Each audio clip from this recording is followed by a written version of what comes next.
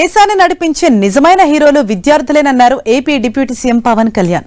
విశాఖలో ఏయూ శతాబ్ది ఉత్సవాల mega cultural fest లో పాల్గొన్న ఆయన చదువులు పూర్తి చేసుకున్న యువత వ్యవస్థల్లో మార్పు తీసుకొచ్చే బలమైన శక్తిగా ఎదగాలని సూచించారు. విద్యార్థుల జ్ఞానం సమాజానికి ఉపయోగపడాలని విద్యార్థులకు దిశానిర్దేశం చేశారు. తన ఆఖరి శ్వాస వరకు భావి తరాల కోసమే పనిచేస్తానని డిప్యూటీ సీఎం పవన్ కళ్యాణ్ తెలిపారు.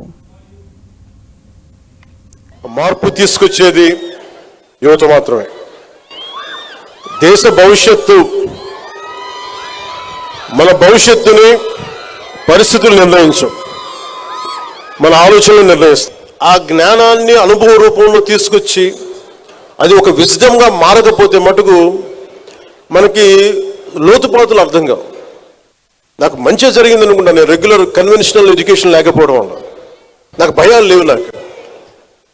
నేను అందుకనే చాలా బాధ్యతగా నేను ఒకటే అనుకున్నా, నా ఆఖరి శ్వాస వరకు భావితరాల కోసం నేను పనిచేయాలి.